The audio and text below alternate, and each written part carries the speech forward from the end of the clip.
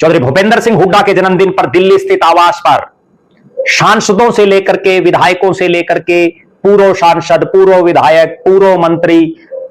विधानसभा के प्रत्याशी, लोकसभा के प्रत्याशी, भावी नेता, टिकटों के दावेदार और बहुत से वीरेंद्र घणघस उर्फ बिंदर धनाना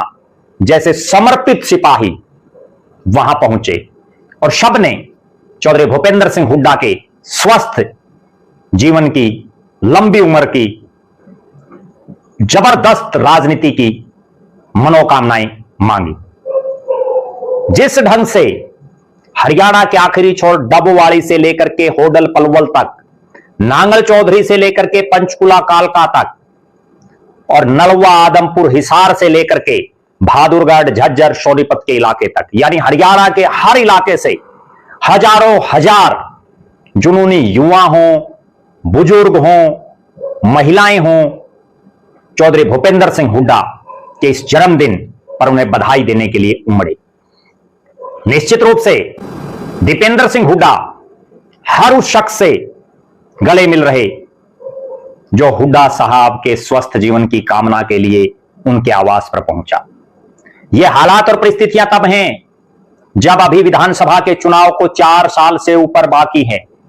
लोकसभा के चुनाव को लगभग 3.5 साल बाकी हैं।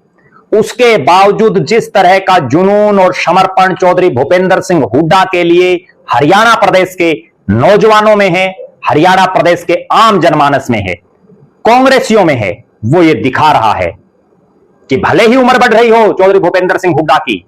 लेकिन अगली बाजी भी प्रदेश की जनता उनको लड़ाने के लिए आतुर है। और एक जो कहते हैं कि आखिरी फाइट, तो वो आखिरी फाइट चौधरी भूपेंद्र सिंह हुड्डा को अगले चुनाव में प्रदेश की जनता लड़ाने का मन बना चुकी है। और हमने बहुत बार ये देखा है कि चुनाव में एक रात में माहौल पलट जाता है। हरियाणा में भी कुछ ऐसा ही हुआ, आखिर की 2 रातों में पूरा चुनाव पलट गया। और जो नायब सिंह सैनी मुख्यमंत्री साहब बार बार कह रहे थे कि हमने सारी व्यवस्थाएं कर ली हैं, उन व्यवस्थाओं की वजह से भारतीय जनता पार्टी की सरकार बन गई और कांग्रेस तीसरी बार चुनाव हार गई। लेकिन जिस ढंग से कल हुड्डा साहब की दिल्ली कोठी पर भीड़ उमड़ी, उनके कार्यकर्ता और उनके साथी, उनके मित्र उमड़े, उससे ऐसा लग रहा है